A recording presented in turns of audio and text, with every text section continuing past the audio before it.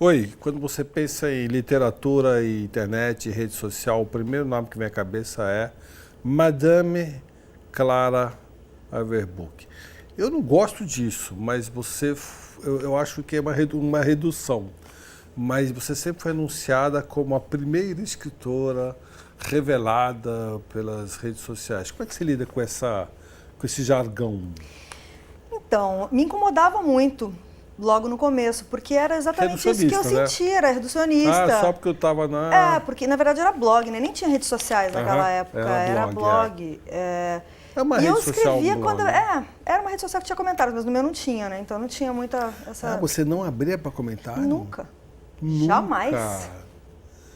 Por quê, menina? Porque Medo? eu já tinha... Não, é só a prevenção da encheção do meu saco, né? Você imaginou que já perdação do meu poderiam tempo. Eu já tinha uma experiência, porque assim, eu comecei a publicar no Cardoso Online, né? Que era por e-mail. E o que é o Cardoso Online? Cardoso Online era um mailzine que revelou grandes talentos da literatura brasileira. Quem são? Como o Daniel Galera, Daniel Pellizzari. Pô! Então são o próprio Cardoso, que na verdade chama André Tchernobyl. Mas né? é de Porto Alegre? Sim, todos somos. E isso surgiu numa greve da faculdade deles lá, e eles começaram a mandar e-mails para as pessoas conhecidas, e foi crescendo, crescendo, crescendo, isso em 98. Né? Nossa, muito no começo. Muito, Então, por isso que chamam de pioneiro, porque é mesmo, entendeu? A internet é de 95, 94, foi muito no começo, foi uma experiência, na verdade, o Cardoso Online foi a primeira manifestação literária na internet, assim, que teve uma movimentação, né, porque tinha 5 mil assinantes em 98, 99, era muita gente na época. Era a internet de escada. Você colocava o telefone... Isso, a partir da meia-noite até às 6 da manhã. Exatamente. Era assim, era um molde. Exatamente. E aí, depois do Cardoso Online, eu mudei para São Paulo. A gente já ficou 3 anos ali publicando, né, nessa coisa de mandar por e-mail. Você publicava crônicas, contos... O que a gente quisesse, isso que era legal. A gente escrevia super descompromissadamente, éramos jovens, estávamos experimentando várias coisas na vida. Uhum. E a gente escrevia sobre isso, assim, era uma publicação bem hedonista, jovem e, como eles gostavam de dizer, umbiguista. Mas eu já tinha essa experiência que eu era uma das únicas que recebia xingamentos. Eu não entendia muito bem por que só eu recebia xingamentos. Depois eu me dei conta que eu era a única mulher. Olha só. E sempre eram direcionados a mim, não a minha argumentação ou ao meu texto, era a minha pessoa. E que tipo de xingamento? Era um xingamento sexualizado? A idiotice de sempre, que nunca mulher mudou. sempre é xingada da mesma coisa, né? Sendo ou atacam a tua vida sexual, ou atacam a tua aparência, ou só tá escrevendo para chamar atenção. E então eu não queria ter que lidar com isso, por isso eu não tinha comentários. Eu sabia já o que ia acontecer. Você eu previa. abriu o blog, você falou, não, sem comentários. Na hora que você está criando o blog, tem lá, abrir para comentários, eu falei, claro que não. É o que? Era o WordPress? Não, nem existia WordPress, era Blogspot. Blogspot, primórdios dos primórdios. Saudoso. E tá lá ainda, né, o Brasileira Preta, tá lá. Chama Brasileira Preta, apesar de você ser Porque um cara me xingou de Brasileira Preta um dia, porque ele leu um texto, disse que eu escrevia muito mal, que era muito triste, que eu não sabia usar as palavras. Sua Brasileira Preta. Eu falei, nossa, muito obrigada pelo nome. Do céu! Não sei porque. Tinha uma foto minha bem branca lá. Uma coisa insana, né? Então eu falei, belo xingamento, obrigada, vou botar no meu blog o nome. E aí, nesse blog, você fazia o quê? Tudo? E por que você virou a escritora que veio do blog? Então, isso foi, na verdade, quase que um mal-entendido. Porque o meu primeiro livro, Máquina de Pinball, eu comecei a escrever assim que eu cheguei em São Paulo. Máquina de Pinball. Eu publiquei alguns trechos dele no blog, que eu fiz alguns meses depois, sei lá, uns 6 meses depois. Por eu ter publicado alguns trechos do livro que já estava sendo escrito no blog, as pessoas fizeram essa mistura, que depois o filme, a adaptação, colaborou para essa ficção da realidade, que o livro vinha do blog, mas na verdade o blog estava publicando um livro que estava sendo escrito. Conscientemente, você falou... Sim. Não, eu estava publicando trechos, eu estava escrevendo livro e publicava trechos no blog. Mas não é como o Mário Prata, por exemplo, que escreveu um livro com o blog, com as pessoas dando palpite. Você... Não, nossa, não... Sem as pessoas dando palpite. Não tinha pessoas, só tinha eu. Mas você publicou em capítulos cronológicos? Trechos mesmo. Não publicava os capítulos, eu publiquei o livro inteiro. Sabe que isso é uma tradição da literatura brasileira, né? Porque o Machado de Assis, ele publicava os livros dele em trechos numa revista chamada Revista Globo, que não tem nada a ver com a Globo. E não chamam isso de literatura de revista, olha só. Por que ficam me chamando de literatura de blog até hoje? Chamavam de folhetim. Mas nunca se diz que Quincas Borba, que Memórias Póstumas das Cubas é originalmente um folhetim. Pois porque o não maior importa. romance da literatura brasileira. Não Inclusive, ele ficou o Memórias Póstumas, ele ficou uns meses sem publicar, porque ele não sabia para onde ir. Ou devia estar doente, ou devia estar... quem nunca? E aí voltou. E hoje em dia você lê o livro inteiro, você não imagina que aquilo foi publicado num jornal, numa revista, né? Eu acho que pelo processo criativo estar mais exposto na época de hoje, as pessoas terem mais acesso a essa informação, ou mais acesso a essa informação dá uma margem para essa confusão, né? De achar que por ter publicado num blog, o meio tem a ver com formato, o conteúdo. O conteúdo, né? O conteúdo é literatura. A literatura pode ser escrita num papel de pão, num blog, num folhetim, onde a gente quiser. E literatura é literatura, né? Você não interessa conseguiu se livrar dessa... Eu não vou falar pecha, porque pecha é pejorativo, mas desta definição de a escritora que veio do blog? Eu acho que sim, porque o blog hoje já é uma coisa diferente do que era na minha época, né? Não que não seja a minha época hoje, mas na minha época de muito jovem, né? Que era uma coisa nova, que ninguém sabia o que ia virar. E hoje em dia os jornais têm blogs, jornalistas renomados, premiados, cheirosos e ricos têm blog. Sim. Não é mais uma coisa nova que ninguém sabe o que é. Né? Antes era uma coisa outsider, de outsiders. Era uma coisa, na verdade, Mário achavam que era...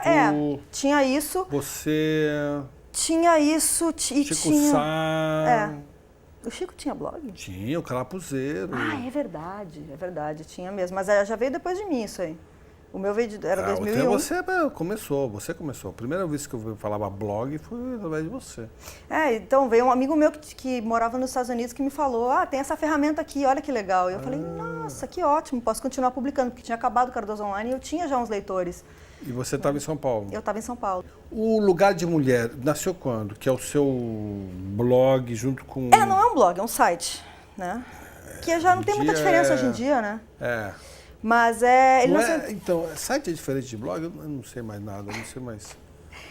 É diferente. Quando eu penso em blog, eu imagino uma pessoa só escrevendo, mas talvez seja a minha mente antiga de 2001 que pensa nisso. Eu acho que você tem razão. E o Lugar de Mulher é um site com muitas colaboradoras.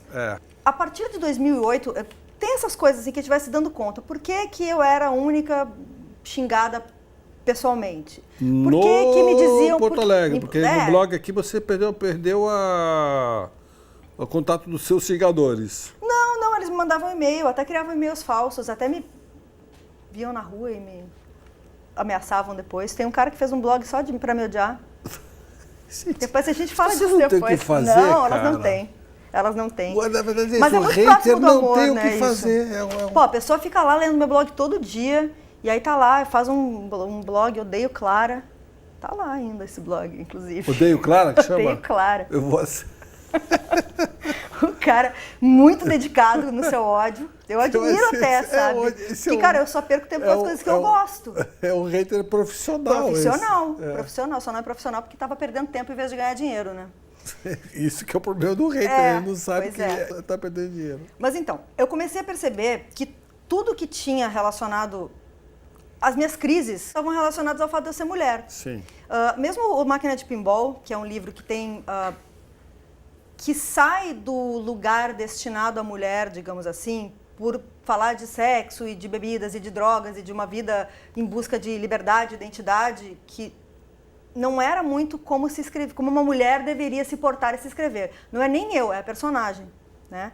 Então, assim, não pode se portar daquele jeito. E não foi uma coisa nem que passou na minha cabeça na hora que eu estava escrevendo aquele livro. Na época eu não pensava, né, em gênero dessa forma como eu penso hoje. Só assim, cara, eu gosto do Bukowski, eu gosto do Henry Miller, eu gosto do Leminski, eu gosto de uns caras que escrevem umas putarias e eu quero escrever isso também. Na época eu não lia mulher.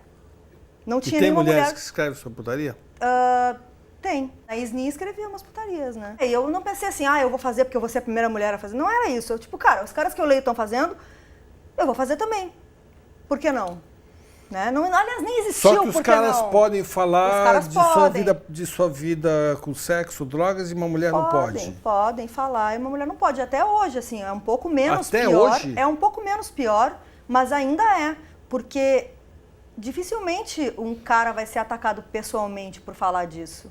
Não vou chamar ele de puto, vagabundo e que quer chamar atenção. E aí eu comecei a ler mais sobre feminismo, me informar mais sobre feminismo, me dar conta que eu talvez fosse uma feminista enrustida, ou apenas uma feminista que não estava usando um discurso político, que estava só tendo uma vivência de fato feminista, com algum discurso machista ainda, porque a gente reproduz o machismo é anterior a nós. Então, difícil não reproduzir em algum momento, se a gente não pensa sobre isso, é automático, né?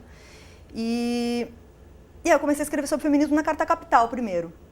Só que eu estava me sentindo meio restrita ali, e aí eu comecei a conversar com a Polly, que é a outra editora do Lugar de Mulher, e a gente resolveu fazer esse site para falar de uma forma bem didática e prática, e com exemplos do dia a dia, e de cultura pop, de TV, e de livros, e de coisas que estão rolando por aí, e mostrar que o feminismo não era primeiro que não era uma coisa ultrapassada, né? Que as pessoas às vezes entram nessa verdade. coisa. Teve uma época que as pessoas achavam... nossa, não tem mais, para quê? Vocês já votam. Tipo, como se as questões não fossem mudando, né? De acordo com o mundo e os tempos. Ridículo.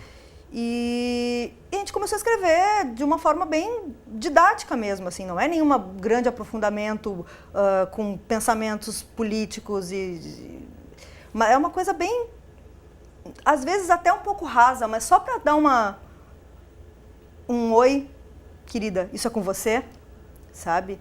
E funcionou, porque de fato muitas mulheres foram sendo tocadas pelo que a gente escrevia ali. Tinha a Mari também que escrevia no Lugar de Mulher, éramos 3, Mari Messias. Éramos 3. Aí a gente começou a produzir esse conteúdo e o negócio foi viralizando muito, e aí depois, né, vieram outros sites, o Think Olga, que é um site bem grande também, mas elas Como têm... chama? Think Olga. Think Olga? Olga da Olga Benário ou nada a ver? Ah, é? Isso. Homenagem a ela. Mas elas têm outra coisa, uma coisa mais ONG, foi virando uma coisa mais política e social, né? A gente gostava de escrever com GIF e fazer piada, com a cara do machismo, né? Não piadas machistas. Legal. Então a gente usava muito recurso de senso de humor também porque o humor é uma arma muito forte, né? Pra tirar uma onda com a cara dessas coisas. Tipo, tanto dos haters quanto dos machistas e com essas coisas descaradas todas que acontecem, né? Clara, obrigado por essa entrevista, valeu. Se você quiser assistir a essa entrevista, acesse o Futura Play. Valeu.